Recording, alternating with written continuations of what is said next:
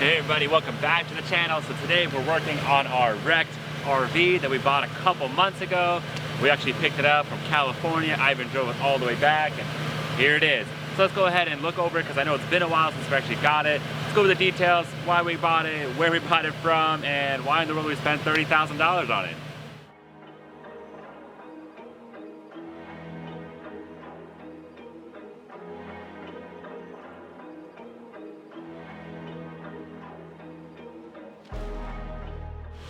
So first off, I'm really happy that the windshield is not cracked. That's about $3,000 and a headache to install. So really good news. And like this side is really nice. Honestly, if you're driving down the road and you're on the right side, you look like, wow, what a great RV, no problem. But then you get to the driver's side, the left side, it's like, oh, okay, that's why it's salvage and that's why we got it for a third of the price. Like I said, they are pretty expensive and definitely worth saving. Yeah, I can't wait to take it camping. My kids are gonna love it. We have plenty of, kids, so we need plenty of space. So that's good. All right, talking about why we bought this thing and why we paid so much money for it. So let's talk about why we bought ourselves a 2017 Thor Vegas for close to $30,000. Because honestly, back in the day when we bought our other RV that we had, the Vegas, the one that was burnt inside, we bought a parts car that was a 2015 Axis as well. So we have a complete front end and we've been on the lookout for another one to use these parts and fix up another RV. So when this one popped up in California, we had to have it because it had exact damage that we had the parts to fix. So we basically gave as much as we could to get it, to pick it up, where it's not too crazy, but at the same time worth it for us because we have all those parts and we might as well use them to good use and get this one up and running. So the driver's side, all those compartments, everything there we had in stock in the backyard. So we're just gonna go ahead and replace it and get this thing fixed up. So these things are going from anywhere from $67,000 close to $80,000. I mean, they're definitely worth a lot of money. So even though we got $30,000 in it already, plus the parts car, which was basically paid off with our other RV, so that's fine. So honestly, I think we're still in the green here and hopefully make our money back and then make some money on top. That's why we're doing this, might as well find a good deal, put a little bit of work and energy into it and get it fixed up.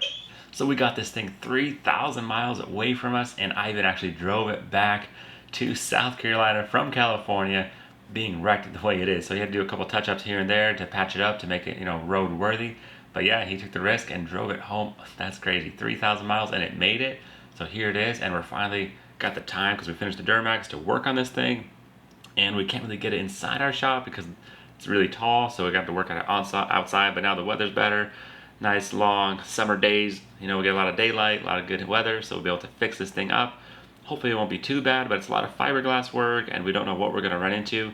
But yeah, overall the damage, it's still run and drive, a lot of cosmetic damage. Hopefully we'll get it patched up soon. This thing is pretty sweet. It's got the 6.8 liter V10 engine in it, rear wheel drive, automatic, and only 9,000 miles on it. That's crazy.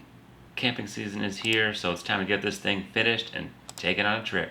This thing could easily sleep 5 people, not a problem. You either got 2 twin beds in the back or 1 king bed, just depends how you move around those mattresses. It's got a pull-out queen sofa and that overhead bed that comes down over the driver's seat.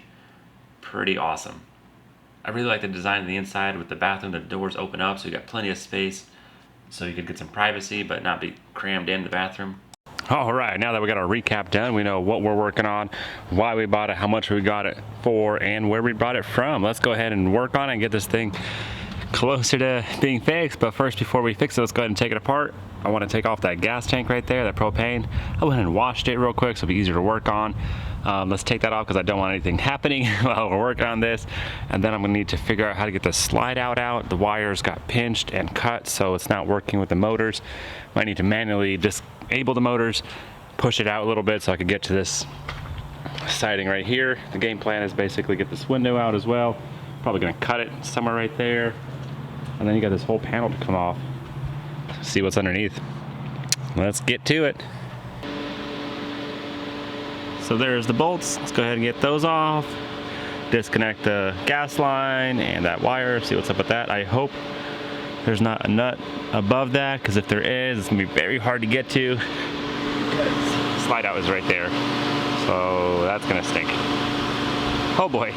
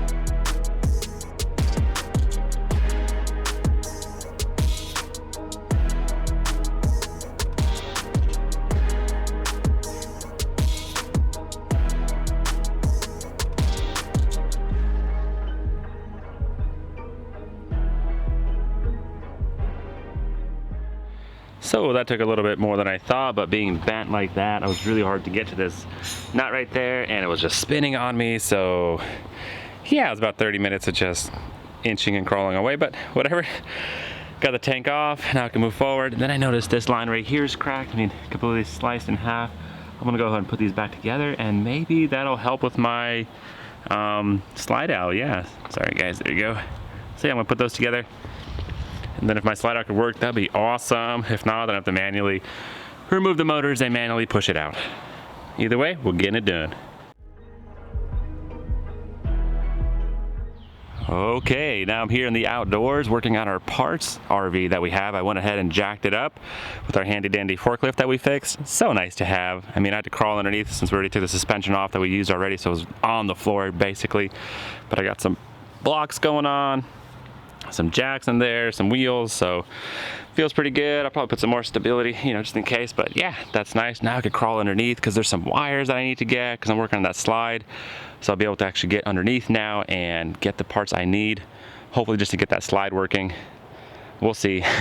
I'll get a better idea what's going on anyway, but yeah, step by step. Parts RV is looking good. Now I have access to it. Let's do it.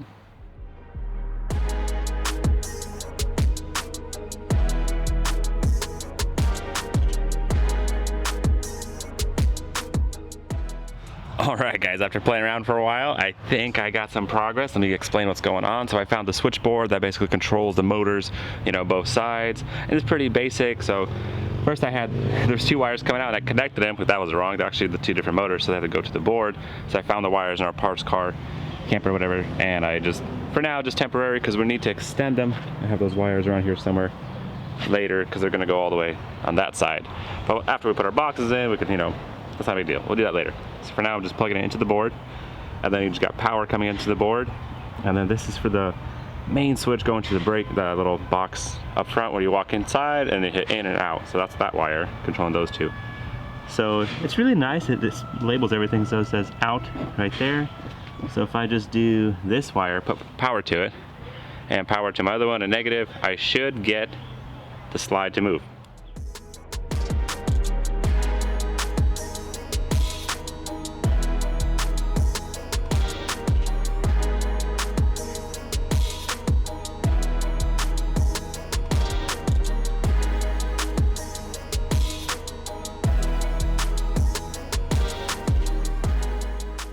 Okay, so it is moving, but I think my jump box is dead. I'm gonna go ahead and get another one real quick and try it again and get this thing to slide out a little farther, so then I could, you know, get behind it and stuff, and be a lot easier to repair these rails, get to the damaged parts, and see the extent of the damage. Might have to replace this rail. Looks like it's bent. Good thing I have one, because those rails are like $800 or something crazy like that. I know they're always expensive, but if I could get it out, that way I could replace it. All right, guys, there we go. We got our Fanic jump box. Let's get that going. All right, power on. Let's go ahead and get it done. Oh yeah, much better. Man.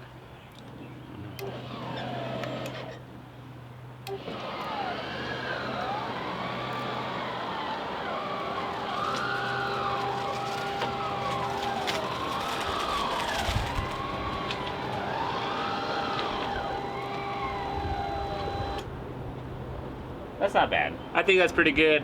Now we're able to work on it. If not, I'll get it out a little more. But hey, did the trick.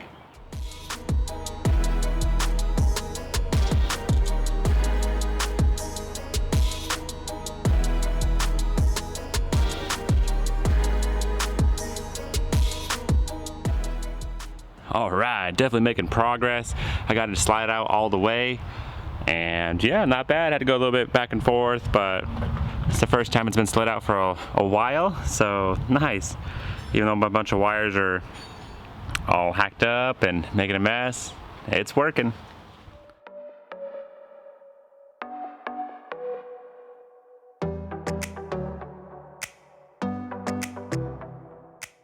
So that side piece came right out, just unscrewed and popped right off, not a big deal. This little rubber plastic piece is gonna be a little bit more of a pain because they're metal rivets, so I have to drill them out, but it is what it is. We gotta get to that panel, so we'll get that taken off. Also the glass, I'm gonna go ahead and remove the window since it's busted anyway, but it's still a lot of good pieces here. Like this actually is functioning, opening, sliding, so the top piece is good. It just need to replace that piece right there. So we'll get that fixed, take off the mirror, and that'll expose our panel to replace. Let's go ahead and get those parts off.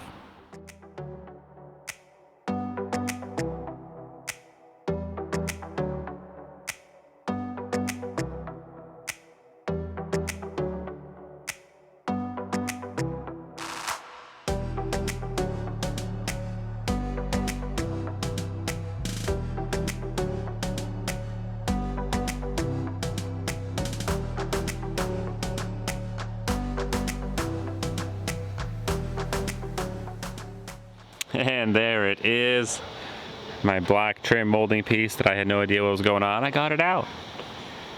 Nice and easy, keep it together as one unit. It is damaged in the bottom, so I do need to get a new one for my parts car, which is really nice, my parts RV, because I'm sure all these parts would be really hard to get, hard to explain, and very expensive. So it's nice having some parts in the backyard, back there, in the junkyard, graveyard.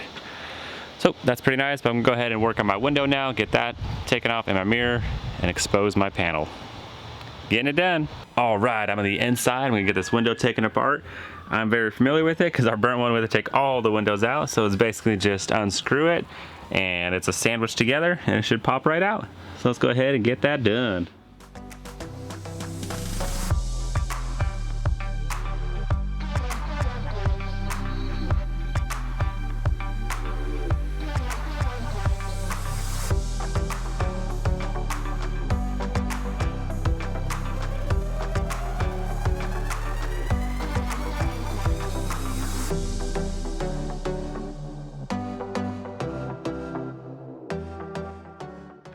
Okay, window is out, and it looks like it's a project for now because big old hole.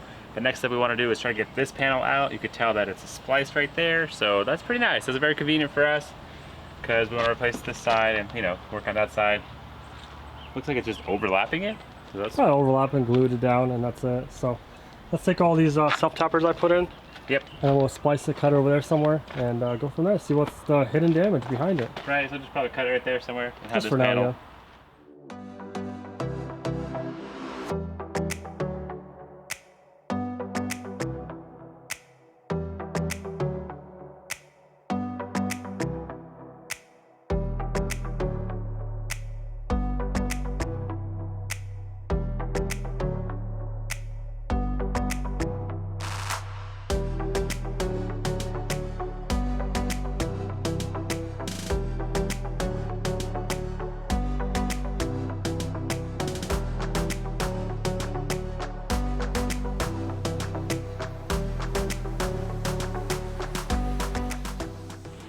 Well, we know the fire alarm works, that's good.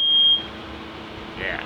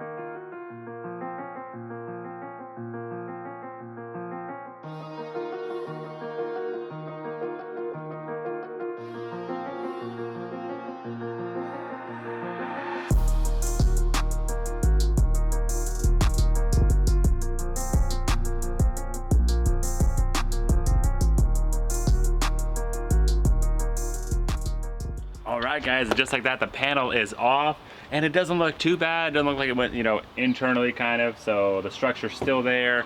That's basically how they're made, just a metal frame, you got some foam and some wood, so there's not much to these guys. Actually, aluminum frame. Yeah, aluminum frame, styrofoam and wood, and a lot of glue.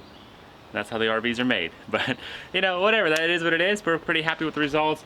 Like I said, not bad, but let us know if there's a different way to remove that panel, because this one came off okay, but we're gonna try to remove it off our parts RV, and hopefully we don't damage it, because, you know, this one kind of did mold a little bit because we're heating it up and everything, but hopefully that one will come off a little easier. But make sure you guys check out our website, nicobrothers.com, to get yourself some cool Nico Brother merch. Little RV shirt. These are actually handmade by us, designed by us, just for you guys, so you get some cool RV salvage t-shirts. So yeah, check that out. But that's all the time we have for this episode, guys. Make sure you stay tuned. We are going to tackle our parts RV, try to get that apart, get this thing on here, and get it fixed. Try to knock it out as soon as possible. But thanks, guys, and we'll catch you next time.